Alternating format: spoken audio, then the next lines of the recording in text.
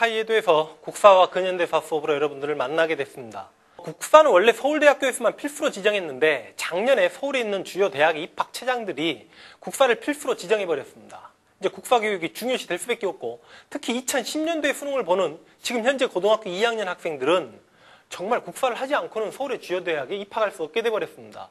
이제 국사교육이 이렇게 강화되면서 다시 이야기해서 사탐 11개 과목 중에 국사를 필수로 지정하게 되면서 근현대사는 어떻게 될 것인가? 국사 선택자들이 아마 근현대사까지 연계해서 공부하지 않을까라는 예측이 되고 있습니다. 그렇게 되면 지금 국사, 근현대사 교육, 역사 교육 굉장히 중시되고 강화되는 입장인데, 이러할 때 제가 여러분들과 온라인에서 만나가지고 수업을 할 수 있게 돼서 저로서도 굉장히 큰 행운이고, 또 여러분들 역시 저를 만나서 국사와 근현대사 수업을 하게 된다면 여러분들도 나중에 분명히 행운이었다라고 자신 있게 이야기할 수 있을 겁니다. 저는 수업이 일단 재밌어야 된다라고 생각을 합니다. 그래서 재밌는 수업을 지향하고 여러분들 수업에 최대한 몰입을 시키겠습니다. 근데 여러분들을 수업에 몰입시키고 체면을 걸어서 잘못된 길로 안내해버리면 그거 역시 제가 죄를 짓는 거죠. 제가 올바르게 산 정상에 올려놓겠습니다. 여기서 말하는 정상이라는 건 1등급을 의미하겠죠. 여러분들 정확하게 1등급 맞게 해드릴 자신이 있습니다. 모든 학생들을 1등급 맞을 수는 없죠. 그러나 최대한 저는 학교에서 현직에서 오래 있었고 교직생활 오래 했지만 그 교직생활에서 수치상으로 검증되는 어마어마한 성과들을 굉장히 많이 올렸습니다. 일반 인문계 고등학교에서 근무하면서 각종 외국어 고등학교들, 특목고등학교들이 제가 근무하는 학교에 국사 성적을 따라오지 못했습니다. 그리고 2005년도부터 2007년도까지 국사와 근현대사를 3학년들 데리고 수업을 하면서 수능 성적이 항상 날라오는데, 수능 성적이 날라오게 되면 너희 학교에 1등급이 몇 명이냐고 날라오는데, 저랑 국사나 근현대사를 같이 공부했던 학생들은 약 30%에 넘는 학생들이 1등급을 맞았습니다. 지금 이제 등급제에 대한 이해를 하고 있는 학생들은 이 30%가 엄청난 숫자라는 걸 알 겁니다. 왜냐하면 원래 1등급은 100명이 응시하게 되면 4명에서 5명 나오는데, 제가 있었던 학교들은 일반 인문계 고등학교였음에도 불구하고 30%가 넘는 학생들, 100명 중에 약 30명이 넘는 학생들이 1등급을 맞았다라는 겁니다. 그럼 만약에 작년에 공부를 했다가 혹시나 실패해서 재도전하는 학생들은 제 욕심 같아서는요 50% 이상 1등급을 내드리고 싶습니다. 경험이 있으니까 1등급 맞아야죠.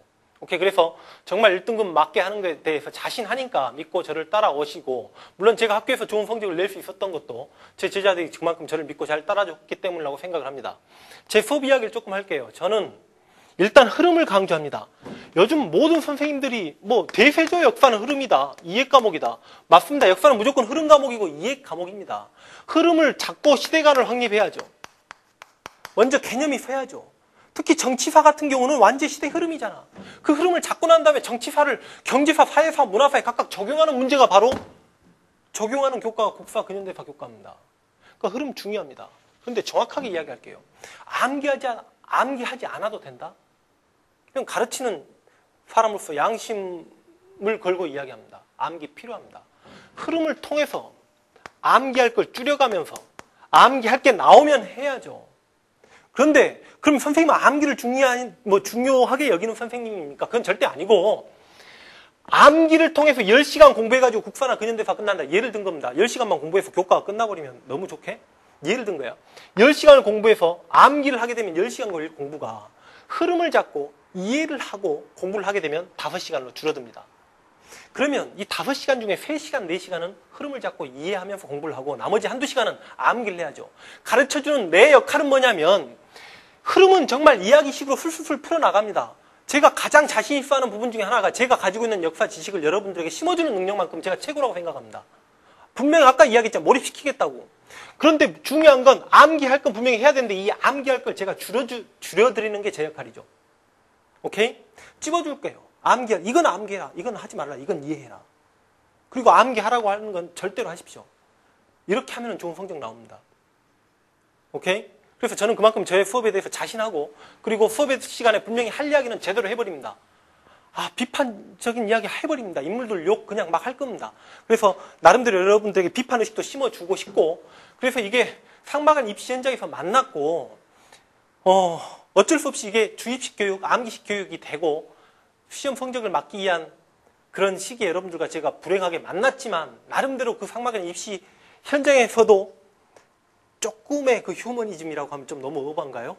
나름대로 수업 시간에 희열, 그 다음에 정말 뭔가 배운다라는 역사를 사랑하게 되고 역사란 과목에 흥미를 갖게 되면서 제 수업이 기다려지게 되는 그런 수업을 할 겁니다. 그러니까 여러분들은 저랑 1년간 같이 공부해가면서 그만큼 제 수업에 재미를 느끼고 흥미를 느끼고 즐거워하면서 성적까지 오르게 되는 두 가지 혜택을 한꺼번에 누릴 수 있도록 제가 최선을 다해서 도와드리겠습니다. 국사나 근현대사뿐만이 아니라 다른 어떤 교과도 마찬가지입니다. 어떤 선생님의 수업을 선택해서 그 선생님의 수업을 듣고 따라가게 되면 끝까지 믿고 따르십시오. 그리고 예습 복습은 철저히 하는 겁니다. 특히 예습하라는 이야기까지 하지 않을게요. 복습은 철저히 하십시오. 그럼 여러분들 좋은 성적 올라갈 겁니다. 스카이에드에서 저 황현필과 뜨겁게 만나서 열정으로 한번 1년간 살아본다면 국사하고 근현대사만큼은 좋은 성적을 얻게 되리라 자신합니다.